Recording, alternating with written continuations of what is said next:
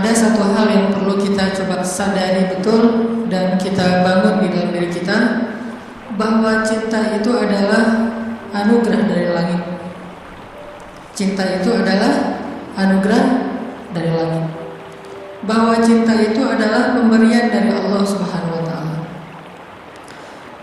Dan gak mungkin Allah memberikan rasa cinta yang membuat seorang hamba bertambah dosa, itu gak mungkin. Yang menambah dosa, yang menambah kejauhan kita dari Allah SWT pasti bukan cinta. Jadi kalau ada rasa yang membuat kita gak khusyuk dalam sholat, pasti bukan cinta. Kalau ada rasa yang bikin kita jadi sakit hati, pasti bukan cinta. Kalau ada rasa yang kemudian bikin kita malah melakukan perbuatan-perbuatan yang Allah gak suka, pasti bukan cinta. Itu disebut dengan wasawis syaitan yang ada di dalam hawa nafsu manusia. Sedangkan cinta semuanya berasal dari Allah Subhanahu wa taala. Dan cinta yang Allah titipkan kepada kita di antara hamba-hamba Allah di muka bumi, di langit dan seterusnya, itu cuma satu bagian dari 100 bagian cinta yang Allah simpan di dalam surga. Jadi satu bagian itulah yang kemudian kita lihat dari seorang ibu kepada anak, dari seorang ayah kepada putranya, dari seorang anak kepada orang tuanya, dari seorang pasangan kepada pasangannya, suami istri, istri kepada. Satu bagian yang kemudian dibagi di antara hamba-hamba Allah yang sangat banyak, miliaran bahkan tidak terhitung. Cuman satu bagian. Satu bagian itu kita udah bisa melihat pengorbanan seorang suami yang luar biasa. Kayak misalnya teman-teman yang nge-follow Rumah Teduh Sahabatin, ada seorang anak ngerawat ibunya di detik-detik terakhir sebelum ibunya wafat. Dia bacain Yasin, dibacain Al-Quran, dia pijat-pijat ibunya, dia belai ibunya, dia penuhi semua hak ibunya. Dan ini adalah gambaran hanya partikel kecil dari satu bagian cinta yang Allah turunkan ke muka bumi. Ini hal yang perlu kita sadari dulu teman-teman, bahwa cinta itu asalnya dari langit. Kalau kita butuh cinta dari siapapun, cinta dari orang soleh, cinta dari ulama, cinta dari orang tua, cinta dari pasangan, cinta dari calon pasangan, cinta dari mantan yang pengen balikan, cinta dari mana aja lah. Carinya tuh bukan di bumi, carinya di langit. Makin rendah sujud kita, makin kita menggetarkan arasy di langit. Tapi kalau kita cari cinta dengan cara sering-sering posting, itu juga diedit semalaman, kita nggak bakalan dapat cinta. Kita dapatnya apa? Was-wasah, bukan cinta. Terus nggak boleh posting, Ustaz? Boleh, dan saya juga sering posting, cuman bukan gitu cara mencari cinta. Apalagi diedit habis-habisan, pakai apa? Aplikasi berganti-ganti. Ini kurang apa? Bright lah, apa? Kurang charming. Akhirnya diedit. Justru yang muncul dari itu adalah kekecewaan. Makanya kalau kita mencari cinta itu adalah dengan sujud, dengan doa, dengan taqarrub kepada Allah Subhanahu wa taala, mendekatkan diri kepada Allah. Sehingga kalau kita udah dan cinta dari Allah Subhanahu wa taala, maka Allah akan mendatangkan sekian banyak orang untuk mencintai kita. Ada yang dengan status pasangan, ada yang dengan status orang tua, ada yang dengan status teman, ada yang dengan status apapun, bahkan kadang gak dikenal, tapi dia mencintai kita karena Allah Subhanahu wa taala. Dan itulah cinta yang berlimpah. Kebayang gak di antara banyak makhluk, kira-kira di mana yang 99 yang Allah simpan di dalam surga, dan itu diberikan hanya kepada segelintir hamba Allah yang masuk ke dalam surga doang. Kan banyak yang gak dibangkitkan ya, hewan, tumbuhan, mereka tidak dibangkitkan kecuali beberapa jenis hewan dan tumbuhan yang disebutkan di Al-Quran. Tapi pada umumnya hewan tidak mengalami hari berbangkit. Jadi tidak ada hewan yang mendapatkan 7 golongan hewan yang dapat naungan di padang mahsyar, gak ada itu. Yang ada manusia. Kalau hewan ikut manusia, kalau dia berjasa dalam dakwah manusia dia terlibat. Tapi pada umumnya hewan dan tumbuhan itu tidak dibangkitkan. Padahal jumlahnya miliaran. Itu adalah satu cinta dibagi rata. Gimana 9 cinta dibagi kepada sedikit hamba Allah Subhanahu wa taala. Makanya Allah mengatakan di dalam surga itu la khaufun 'alaihim wa la hum yahzanun. Di surga itu tidak ada rasa takut, tidak ada rasa kecewa. Gak ada lagi di surga itu adegan live group, itu udah gak ada. Di surga itu gak ada grup yang live kita, kan lebih sakit ya di live sama grup. Kalau kita nge-live grup masih mending. Kalau grup yang nge-live kita, gimana caranya? Tiba-tiba grup sepi, gak ada broadcast, gak ada chat, dan ternyata mereka bikin grup baru, kita doang yang gak di-invite.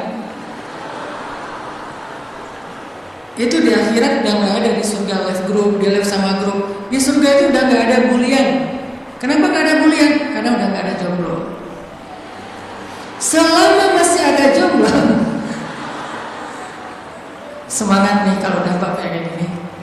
Saya bukan mau menzolimi teman-teman, gara-gara sering ngebully jomblo. Enggak, saya nggak ngebully, saya cuma empati doang. Kasihan sih. Kasihan boleh ya. Sebagian doang, yang lain insya Allah gue mah kasih aja Ustaz sebagai single villa gitu ya, nggak masalah. Cuman ada sebagian yang mungkin masih berat menjadi seorang yang apalagi baru aja kemarin diputusinnya dengan bahasa yang nggak enak lah gitu. Kita adik kakak aja ya, kan nggak enak tuh. Tahu nggak teman-teman, ada cara mutusin yang lebih kejam dari itu. Kan yang biasa tuh kita temenan aja ya gitu ya, atau kita adik kakak aja. Ada nggak orang yang diputusin sama pasangannya, dibilang kamu tuh jadi ibu saya aja ya? Kamu tuh seperti ibu buat saya? Ada. Dalam bahasa fikih disebut dengan zihar. Dalam bahasa saya disebut dengan diputusin dengan cara paling kejam. Di mana ayat zihar? Nanti coba teman-teman kita baca satu ayat aja di dalam surat Al-Mujadilah. Teman-teman bisa buka mushaf Al-Quran. Kita coba buka surat Al-Mujadilah surat 58. Surat Al-Mujadilah ayat 1. Ini salah satu ayat diputusin di dalam Al-Quran. Dan diputusinnya dengan cara yang paling kejam menurut Al-Quran. Saking kejamnya Allah kasih semacam punishment buat yang mutusin dengan cara harus berpuasa selama 2 bulan berturut-turut. Jadi kan kamu dan saya jadi anak sama ibu ya, berarti dia harus berpuasa 2 bulan berturut-turut. Kenapa? Kejam banget. Dan Khawlah bintu Salabah yang disebutkan di dalam ayat ini pernah digituin sama suaminya. Dulu ketika dia masih muda, suaminya meminang dia, menikahinya. Setelah Khawlah menjadi tua, suaminya kemudian jadi marah-marah kepada Khawlah dan mengatakan, pokoknya buat saya kamu itu seperti ibu. Ini bahasa zihar kalau dalam bahasa fikih, atau diputusin kalau dalam bahasa kita. Diputusin oleh suami sendiri dengan kata-kata kamu itu seperti ibu buat saya. Akhirnya Khawlah bintu Salabah sedih banget. Khawlah sedih luar biasa. Tapi dia penasaran, maksud kata-kata suami saya apa? Maksudnya saya udah haram buat dia selama-lamanya atau itu tidak berlaku? Akhirnya Khawlah datang kepada Rasul. Ya Rasulullah, dia japri Rasul. Dia bilang, ya Rasul, saya diginiin sama suami saya. Kata suami saya bahwa dia buat saya itu, saya seperti ibu bagi dia, di capture. Apakah ini berarti saya sudah haram buat suami saya ya Rasul? Kata Nabi, ya wahai Khawlah, sudah haram. Akhirnya Khawlah sedih banget. Cuman Khawlah kalau sedih gak mau pakai emotikon nangis kepada orang lain. Emotikon nangisnya hanya kepada Allah Subhanahu wa taala. Disebut dengan watashtaki ila curhat kepada Allah. Dia tidak curhat perasaannya kepada makhluk. Kan curhat itu meluapkan isi hati dan perasaannya, curahan hati. Artinya dia gak mau mengekspresikan perasaan senang dan sedihnya kepada manusia. Kalau perlu bikin emotikon yang khas atau beli emotikon, dapat hadiah emotikon khusus, emotikon melo dari teman-teman. Dia nggak mau mengekspresikan kesedihan dia kepada manusia. Biar yang tahu kesedihan dia cuma 2, Allah kemudian pasangannya yang halal. Orang lain nggak tahu kalau dia sedih. Orang lain nggak tahu kalau dia sedang dalam keadaan terbeban. Nggak ada yang tahu. Sampai ibunya aja nggak tahu. Ayahnya aja nggak tahu, temennya nggak tahu, gengnya tuh nggak tahu, geng SMP, SMA, SD Sehingga satu-satunya yang tahu perasaan Khawlah yang luar biasa terpukul, terlukanya luar biasa, cuma Allah Subhanahu wa taala. Wa tashtaki ila Allah, kemudian dia curhat kepada Allah. Itu cara yang paling baik dalam menemukan cinta. Ketika cinta itu mulai flat, ketika cinta itu mulai nggak ada rasanya, maka menumbuhkan kembali cinta itu dengan cara watashtaki ilallah. Gini caranya, bukan gini. Tapi hal yang paling baik untuk dia lakukan kalau dia pengen merefresh cintanya, menambah rasa cinta, dan itu gak hanya berlaku untuk pasangan, berlaku juga untuk teman, cinta karena Allah, berlaku juga kepada guru, berlaku juga kepada orang tua, berlaku kepada anak. Kalau kita ngerasa cinta kita mulai garing nih, mulai rasanya tuh hambar, maka yang kita lakukan watashtaki ilallah, minta kepada Allah SWT. Karena dialah yang Allah titipkan, yang Allah kirimkan dalam hidup kita untuk kita luahkan semua rasa bahagia, rasa cinta, rasa sedih, rasa kecewa, semua ke dia, bukan ke orang lain.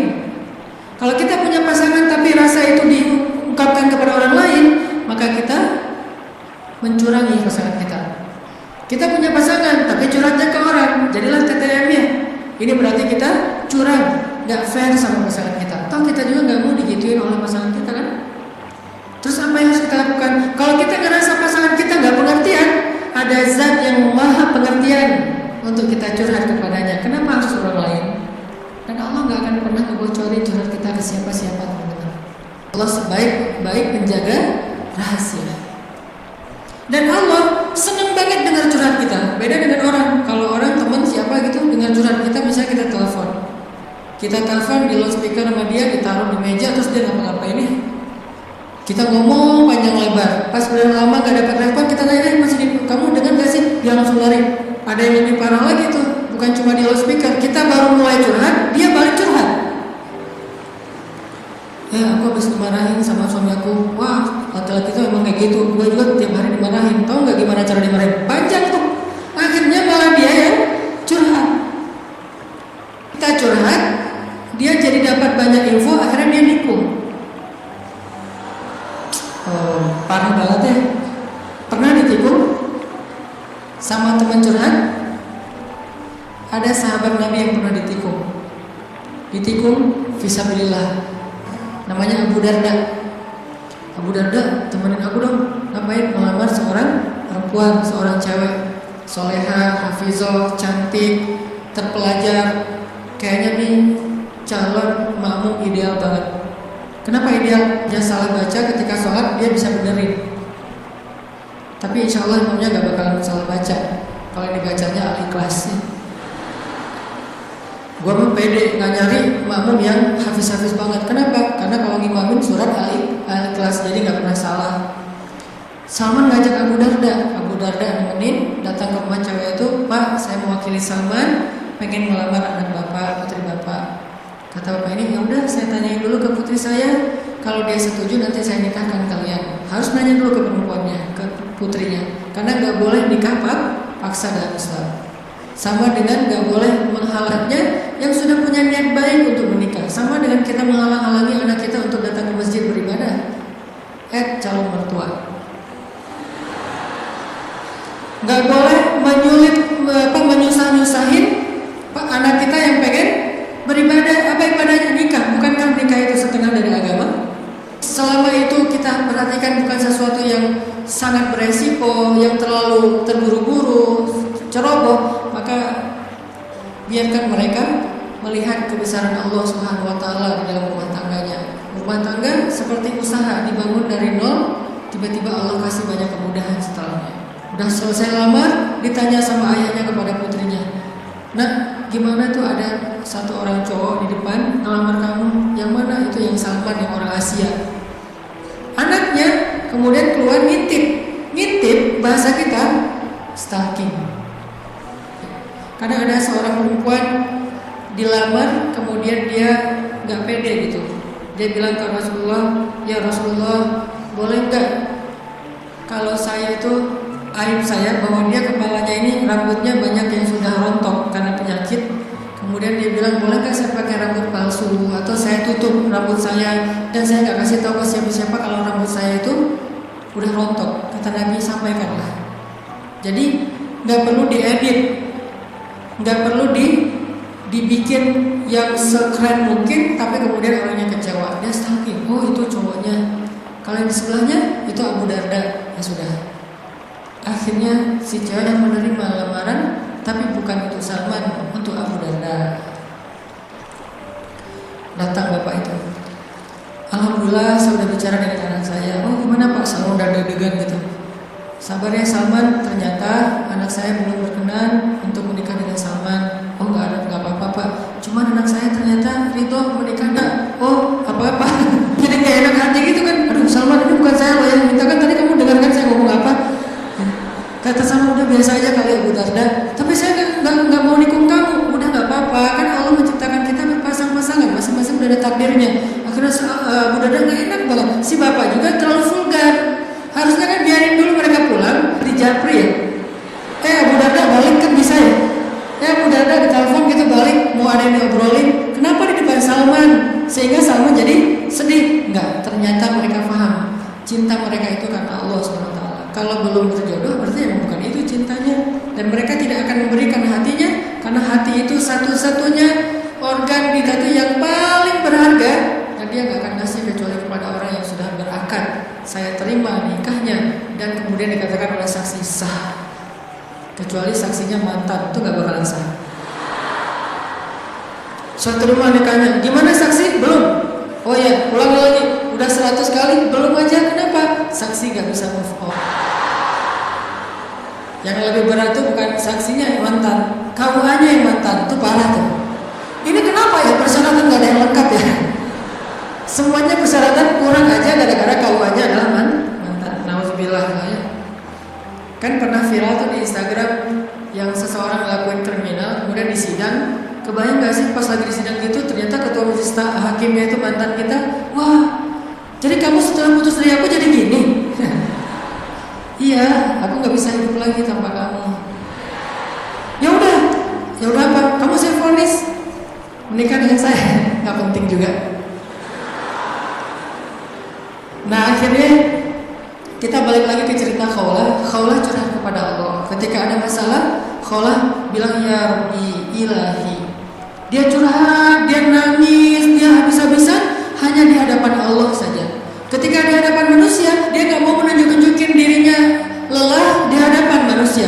Dia nggak mau menunjukin dirinya fragile di depan manusia. Dia hanya menunjukkan kelemahan dirinya di hadapan Allah. Allah ilahi, saya fakir sedangkan engkau maha kaya. Saya lemah sedangkan engkau maha perkasa. Saya bodoh sedangkan engkau maha bijaksana. Saya bingung sedangkan engkau maha tahu segala-galanya. Kita tunjukkan semua kelemahan kita, curhatnya kepada Allah, jangan kepada makhluk. Dan Allah senang banget dengar curhat hambanya. Apa nama Allah yang maha mendengar? Sami'un. Allah itu gak pernah lelah mendengar curhat, doa, dan semua isi hati hamba-hambanya ketika mereka berbicara kepada Allah. Ya Allah, ya Allah. Setiap hari kita berdoa kepada Allah dengan doa yang sama. Allah gak pernah bosan. Makanya Allah As-Sami', yang maha mendengar. Makin panjang curhat kita, Allah makin sayang sama kita. Beda kan sama orang, makin panjang curhat kita, makin ditandain besok-besok kalau kita telepon gak akan diangkat lagi. Pura-pura sibuk lah, terus kalau kita WA, japri gitu gak dibaca-baca, pura-pura tadi tinggalan handphonenya apa segala macam. Karena gitu kita mau curhat, bukannya Allah mendengar doang, malah Allah mendatangi kita. Wa idza salaka ibadi anni, kalau hambaku bertanya kepadamu, di mana Allah? Saya pengen curhat. Wa idza salaka ibadi anni fa inni qarib. Aku dekat. Artinya ketika kita pengen curhat, Allah mendatangi kita. Kadang-kadang kita nggak pengen curhat aja, Allah mendatangi kita karena pengen dicurhatin. Kan baik banget Allah tuh. Padahal kan yang butuh kita ke Allah, bukan Allah butuh kita. Tapi karena saking pemurahnya Allah, dari arasnya turun ke langit dunia. Setelah turun ke langit dunia, Allah bertanya, hal min hajah,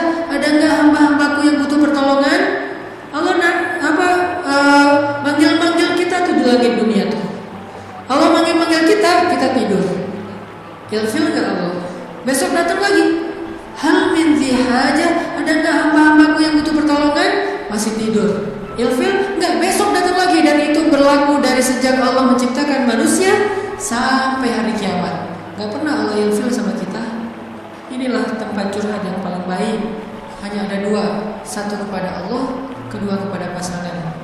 Kalau tidak ada pasangan, bolehlah sesekali kepada orang tua, tapi kadang-kadang harus dibatasi juga, karena ada hal-hal yang kalau kita sampaikan kepada orang tua, pasangan kita gak rela. Ketika kita ngomongin ke ibu kita, mungkin pasangan kita menjadi malu karenanya.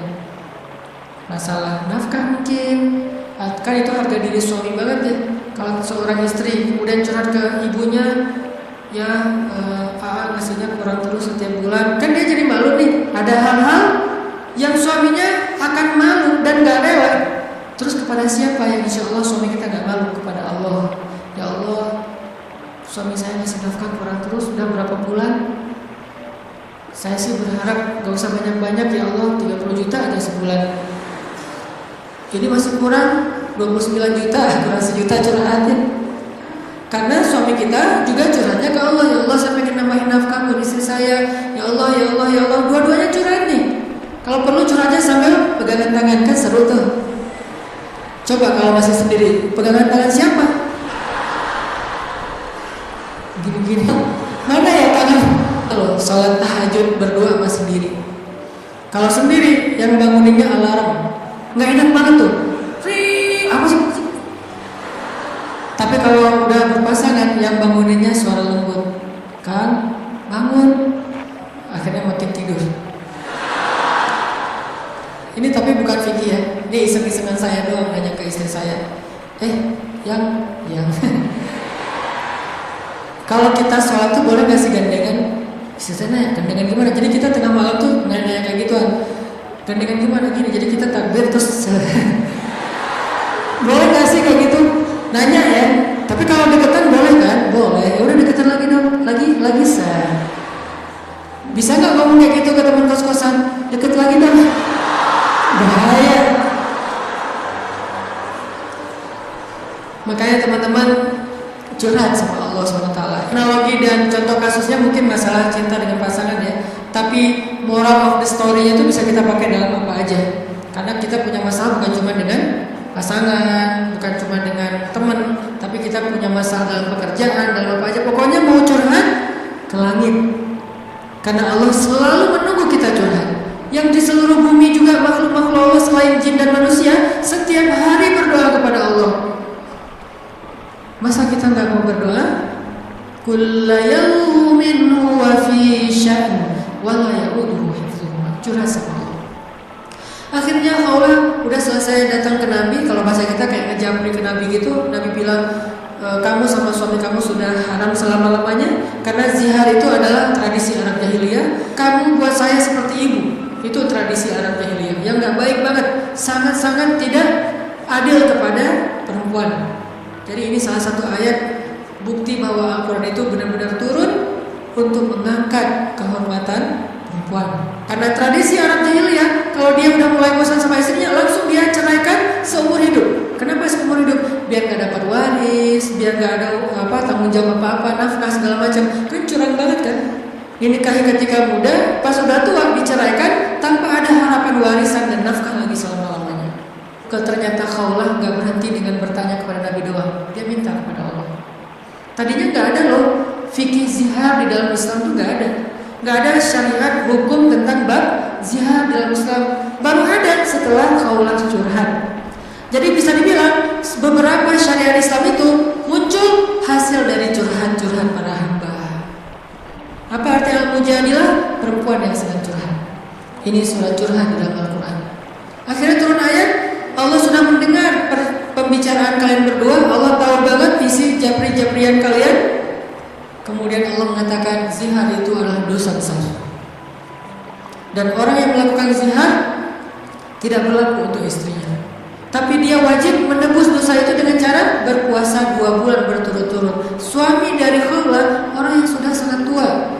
Nabi panggil dia ke sini. Akhirnya sahabat nyari-nyari dia, panggil ke rumah Nabi. Kemudian Nabi mengatakan, sudah turun ayat tentang masalah kamu dengan Khawlah. Allah nggak redha dengan apa yang kamu lakukan kepada Khawlah. Akhirnya dia dimarahin sama Nabi. Kemudian dia mengatakan, ya Rasulullah, saya sadar, saya insaf, saya taubat. Terus gimana menebusnya ya Rasul? Kata Nabi, berpuasa 2 bulan berturut-turut. Dia bingung. Rasul, saya ini laki-laki yang sudah tua. Jangankan 2 bulan berturut-turut, sehari aja batal. Nggak boleh batal sehari aja, nggak boleh. Kalau batal sehari, nggak bisa besok dilanjutkan, nggak bisa, langsung mulai dari nol. Ya Rasul, saya puasa sehari aja nggak kuat, gimana 2 bulan? Rasul mengelus dada dan mengatakan, ya udah kalau gitu beri makan 60 orang miskin. Ya Rasul, nggak ada orang yang lebih miskin di daerah sini daripada saya. Akhirnya Nabi ngambil beberapa karung kurma, dikasih ke dia, ngasih makan ini untuk keluarga. Ini juga menjadi dalil gimana Islam itu agama yang sangat-sangat toleran.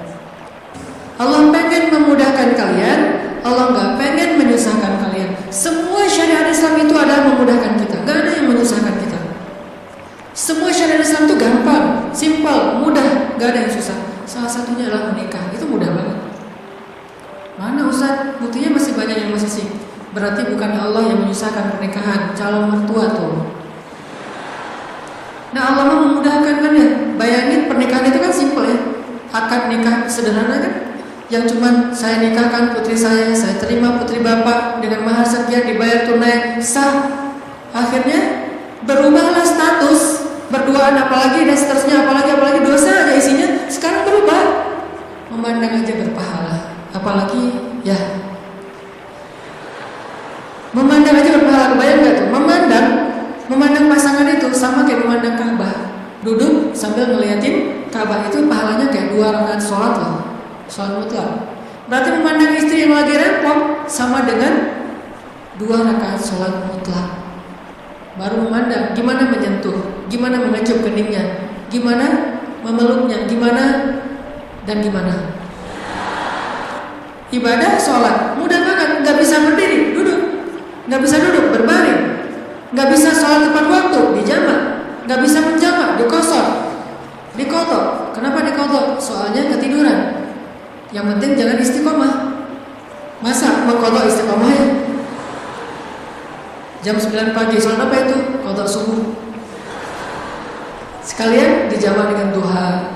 Istiqomah udah setahun kayak gitu. Nah ini kayak misalnya kita pulang malam belum isya nih. Tadi pas isya pas lagi di jalan macet-macetan, sampai di rumah capek banget mandi segala macam makan, akhirnya ketiduran. Lupa kalau kita belum selesai isya, bangun subuh. Oh iya ya semalam saya belum isya. Gak apa-apa, lakukan ketika kita ingat. Karena itu lupa atau gak sadar atau gak tahu ilmunya. Balik lagi, akhirnya Allah turunkan ayat untuk ngebela Khawlah bintu Sa'labah. Kenapa? Curhat kepada Allah. Jadi butuh cinta, butuh ditambahkan rasa cinta, butuh diharmoniskan perasaan cintanya, minta kepada Allah karena cinta itu dari Allah Subhanahu wa taala, bukan dari makhluk. Hati kita itu ada di antara jemarinya Allah, ada di dalam genggamannya Allah. Kadang-kadang kita sendiri gak berkuasa untuk nolak apa yang diinginkan oleh hati kita sendiri loh. Dan saya ngebuktiin banget, saya sering bilang saya itu bukan tipe istri saya banget. Ada 4 hal yang istri saya gak mau, 4-4-nya ada di saya. Ketika sebelum ketemu saya, pokoknya saya gak mau ini. Aduh, gak mau banget deh. Makanya jangan gampang nyumpah-nyumpahin ya. Nanti malah dikasih seperti yang kita sebutin. 4 hal yang saya gak pengen banget ada suami saya yang 4 ini. Ternyata pada diri saya ada 4-4-nya. Ya Allah, tundukkanlah hatinya untukku. Ditundukkan. Kok saya gak bisa nolak kamu? Ya, kuat-kuatan doa kan? Dia berdoa, ya Allah, please jangan orang itu. Ya Allah, please jangan dia.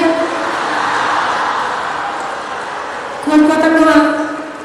Ya Allah, jangan orang itu, please jangan orang itu. Ya Allah, please dia aja, jangan yang lain. Ustadz dilawan ya. Doa. Jadi minta sama Allah itu gampang banget loh. Hidup kita tuh cuma masalahnya cuma gini doang. Buat saya hidup saya itu modalnya bukan duit, bukan teman, walaupun itu semuanya penting dan berharga, tapi modal paling penting dalam hidup saya itu ini. Makanya saya nggak mau sama sekali menggadaikan doa dengan makanan yang syubhat dan haram, nggak mau saya. Misalnya jalan ke luar negeri kayak kemarin New Zealand, Jepang yang bukan yang muslimnya minoritas kan susah nyari makanan halal tuh. Mending lapar daripada saya akhirnya mencari-cari alasan, ini kan darurat kan udah gak ada pilihan segala macam. Ini kan makannya ikan, tapi kan satu mie-nya dengan makanan yang gak halal. KFC kalau di luar negeri itu halal. Mungkin kalau di Singapura, McD, KFC-nya udah ada label halal. Tapi kalau di beberapa negara yang lain gak ada label halal. Walaupun ayam, kan bukan babi, bukan pork. Tapi kan dia nggak disembelih dengan nama Allah. Saya nggak mau. Pengen ngerasain gimana ya rasanya ayam goreng di mana gitu, ayam kriuk di mana, dia beda dengan di Indonesia. Tapi kan itu bahayanya bukan masalah hal haram, menggadaikan doa kita. Begitu kita makan, kenyangnya cuma sebentar, nanti juga udah lapar lagi, tapi doa kita ditolak 40 hari 40 malam. Gimana kalau pas lagi di luar negeri, terus kita ada masalah di imigrasi pas di bandara, kita berdoa, gimana cara Allah akan mengabulkan? Kenapa? Modal kita dalam hidup tuh doa banget tuh. Saya ngerasa banget banyak keajaiban dalam hidup gara-gara berdoa. Bukan berarti saya udah soleh ya, bukan. Allah yang maha baik. Minta, ya Allah saya lagi butuh ini. Jadi duit kita teman-teman ada di sisi Allah. Jadi gak usah khawatir, tinggal minta. Teman-teman khawatir gak nyimpan duit di bank? Gak khawatir kan? Uang ada di bank 1M. Tenang kan? Kenapa kok tenang nitip uang 1M kepada manusia, tapi gak tenang menitipkan harta itu kepada Allah? Ini gak fair nih imannya nih. Kalau Allah lebih dahsyat daripada kartu dan buku rekening apa? Allah tidak pernah ingkar janji. La yukhliful mi'ad. Allah lah yang memberi kalian rezeki. Allah lah yang menjamin untuk kalian hidup. Sehingga buat saya pribadi, saya tuh orang kaya. Uangnya di mana Ustaz? Di Allah. Saya tuh orang kaya, punya banyak aset. Mana asetnya? Allah yang tahu. Saya nggak tahu, tapi Allah tahu. Kan gitu kan, sederhana sebetulnya, gampang banget. Duit ada di Allah. Sama kayak orang bilang, saya banyak duit, alhamdulillah sekarang ada beberapa ratus juta. Di mana? Di bank. Aman? Enggak. Walaupun kita merasa nyaman, tapi enggak aman. Kalau di Allah, kita enggak merasa nyaman, padahal itu yang paling aman. Tapi kan enggak ada wujudnya Ustaz. Emang di bank ada wujudnya, tapi kan enggak ada bukti apa-apa segala macam. Apakah Allah pernah ingkar janji? Enggak pernah. Terus nariknya gimana Ustaz? Kalau bank kita tinggal datang ke tellernya, kita minta. Kalau ke Allah lebih gampang, nggak perlu macet-macetan ke teller, nggak perlu ngambil nomor antri, tinggal gini doang. Lebih mudah. Nggak ada tapi untuk Allah. Tapi itu hanya berlaku buat kita. Sebaik apapun kita ada tapinya. Tapi kan dia juga manusia. Minimal. Kalau nggak, tapi kan dia nggak jujur. Tapi kan dia jahat. Tapi kan dia curang. Kalau dia orang baik, tapi kan dia manusia. Tetap ada kurangnya kan? Kalau Allah nggak ada tapinya. Allah nggak akan memberikan harta karena kekurangan. Allah maha kaya. Allah terlalu sibuk. Allah maha kuasa. Allah nggak dengar. Allah maha mendengar. Allah misalnya nggak melihat. Allah maha menyaksikan. Apa sih yang kita persoalkan dari Allah? Tinggal gini doang.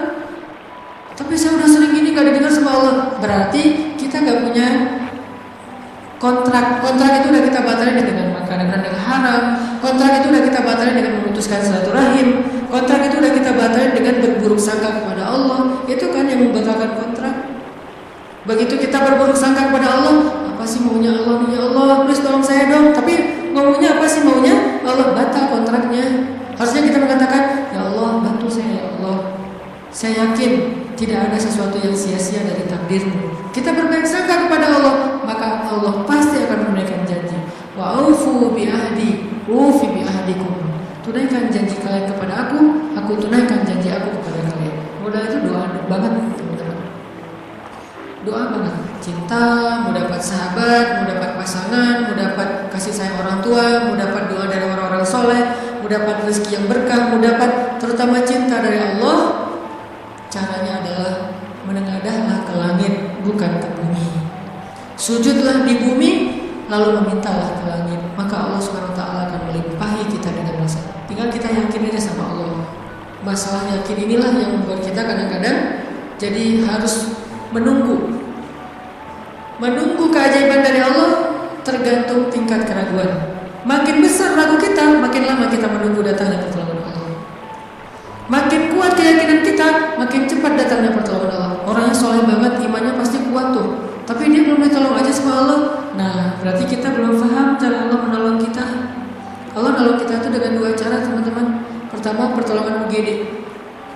Apa yang dilakukan Allah? Allah akan menolong hati kita terlebih dahulu. Bukan masalah kita diangkat, hatinya yang dikuatkan. Itu pertolongan Allah.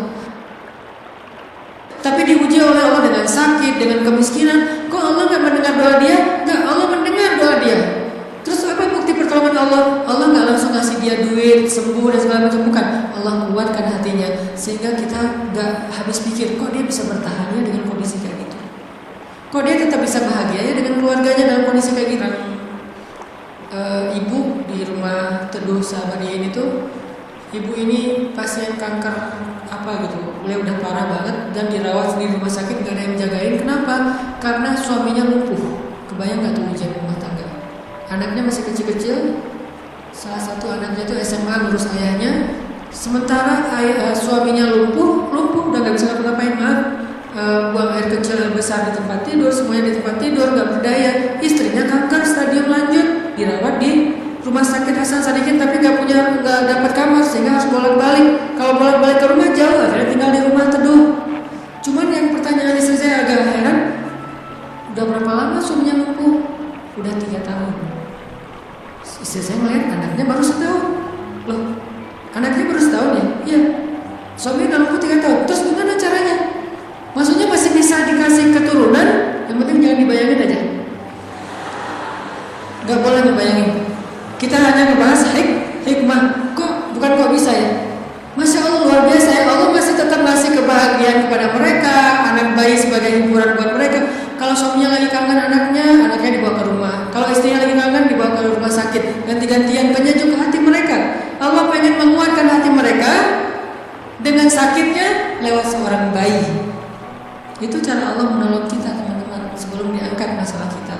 Sehingga jangan salah paham, kalau ada orang soleh miskin, kalau ada orang soleh sakit, kalau ada orang soleh kena musibah terus. Mungkin Allah tidak langsung menyelesaikan masalah dia, tetapi Allah lebih suka untuk menjaga hati dia, karena dengan cara kayak gitu Allah akan terus dekat dengan dia. Kadang kalau kita diselesaikan masalahnya oleh Allah, tiba-tiba jadi jauh kan? Ya Allah, tolong saya, tahajud 1 juz 1 malam. Luar biasa tuh kalau lagi ada masalah. 1 masalah selesai, gak usah tahajud. Sholat aja dijamaah lagi tuh tadi. Maghrib dijamaah dengan isya, zuhur dijamaah dengan asar, subuh dijamaah dengan duha. Jadi sehari menjamaah 3 kali sholat. Kenapa? Udah gak ngerasa butuh sama Allah. Allah tahu itu. Makanya ini kayaknya hambaku ini kalau aku tolong nanti jauh lagi, sementara aku kangen. Kan tetap happy, tetap bahagia. Yang gak bahagia itu orang yang lihat. Yang justru gak tega itu yang ngelihat, yang ngerasain. Biasa-biasa aja. Saya kadang-kadang gak habis pikir dengan beberapa orang teman saya, soleh banget, hidupnya tuh susah banget. Kerjaannya gak jelas, penghasilannya gak seberapa, anaknya banyak, dan sering nunggak gitu di sekolah teh. Tapi saya lihat keluarganya, anak-anaknya senyum-senyum semuanya, pada hafal Al-Quran, suami istri akur, segala macam. Kok mereka bisa bahagia dengan modal hidup yang cuma segitu, sementara ada keluarga lain yang modal hidupnya berlimpah tapi gak bahagia? Karena yang ini ditolong hatinya, yang itu tidak ditolong hatinya. Minta aja sama Allah, apapun masalah kita. Apalagi cuma masalah perasaan hati, Allah bolak-balikan hati sesuka Allah. Gampang banget buat Allah. Kadang-kadang yang saya cerita, ketika kita terbesit dalam hati aja Allah wujudkan kan. Kayak ada seorang ibu di Dumai, cuman terbesit di hati, gak ngomong loh. Tiba-tiba saya kepikiran pengen ke Dumai. Kenapa Ustaz? Gak tahu, pengen aja ke Dumai. Akhirnya kita ngumpulin tuh daftar yang undang di seluruh Indonesia, terus kita yang nentuin mau kemana. Ke Dumai ya. Akhirnya nentuin beli tiket ke Dumai, walaupun sebetulnya jadwalnya tuh rush banget loh. Jadi jadwalnya itu sangat padat, tapi bela-belain ke Dumai. Kenapa? Allah yang menuntun hati saya, menggerakkan hati saya untuk datang ke Dumai. Begitu saya sampai di Dumai, ternyata Allah men-setting beliau yang menjemput kita di bandara, lalu 1 mobil. Kata beliau, inilah batin saya sebulan yang lalu. Allah ngasih bukan cuma di sebuah tali, 1 mobil bisa curhat masalahnya. Bukan saya soleh, bukan, dianya yang soleh. Allah yang maha baik. Dan kita bisa banget. Jadi kalau orang bisa datang ke kita lewat doa, berarti jodoh juga bisa datang ke kita lewat doa. Tinggal kuat-kuatin aja doanya. Kayak tadi, saya pernah satu raudhah dengan seorang calon pejabat ya. Satu raudhah, dia lagi umroh, saya juga lagi umroh. Kita satu karpet hijau tuh waktu. Kebenaran saya tahu beliau dan gak setuju dia menjabat karena banyak mudaratnya daripada manfaat. Dan saya tahu karena mau menjabat waktu itu, dan saya tebak-tebak aja nih kayaknya doanya supaya dia dipilih nih. Dia doa di sebelah saya juga doa di sebelah dia. Saya doanya pas dengerin ini kayaknya khusyuk banget doanya, nangis-nangis itu. Ya Allah, tolong jangan kabulkan doa orang di sebelah. Karena mudaratnya lebih banyak, saya nggak rela banget dia yang berpuasa karena bahaya banget jelas. Doa itu yang paling luar biasa. Sama kayak kita menjalani hidup, ada masalah dikit tinggal gini kan. Sama kayak kita ada asuransi, ada masalah dikit tinggal klaim. Cuma klaim asuransi kan lama nih. Kita harus bayar 200.000 dulu, kita harus ada prosesnya dulu. Kalau ke Allah, kenapa kita ngeluh? Kok lama banget ya Allah, kok lama banget? Enggak, kalau kita yakin akad kita dengan Allah di sini, makin kuat di sini, makin cepat Allah menolong kita. Dan itu ajaib banget. Saya nolong, kalau misalnya Allah mendatangkan sesuatu dalam hidup saya, gimana pun ditolak tetap akan datang, tetap akan ketemu. Alam yajidka yatiman fa'awa wa wajadaka dhallan fahada wa wajadaka ailan fa'aghna. Itu yang jadi modal kita. Bukankah dulu kita pernah ngalamin masa-masa sendiri, kemudian Allah beri kita keluarga, masa-masa ketika kita bingung Allah beri kita petunjuk. Fa'ammal yatima fala taqhar wa ammas sa'ila fala tanhar wa amma bi ni'mati rabbika fahaddits. Apa maksud wa amma bi ni'mati rabbika fahaddits? Nikmat Tuhanmu itu dibicarakan. Maksudnya apa? Untuk membuat kita makin yakin sama Allah. Ya, bukan Allah pernah nolong kita. Dulu kita pernah lapar, Allah yang beri kita makan. Dulu kita pernah bingung di sebuah kota mau kemana, Allah kasih kita tempat tinggal. Dulu kita pernah bingung sendiri, Allah kesepian sendiri, Allah kasih kita keluarga. Itu yang dibahas untuk tajdidul iman, memperkuat iman kita kepada Allah SWT. Jadi kesimpulannya teman-teman, bahwa kita butuh apa aja mintalah sama Allah, termasuk cinta. Jangan begging kepada manusia, karena itu akan menjatuhkan harga diri kita. Kalau mau begging, mengemislah kepada Allah SWT. Makin kita mengemis kepada Allah, makin Allah angkat derajat kita. Makin mengemis, makin mulia. Kalau ke manusia, makin mengemis, makin hina. Mudah-mudahan ini menjadi booster buat kita, bukan hanya dalam masalah pernikahan, tapi juga dalam semua masalah hidup kita. Dan la tahzan, innallaha ma'ana. Gak usah khawatir, jangan sedih, jangan putus asa. Allah itu selalu bersama kita. Kenapa kita tidak mengandalkan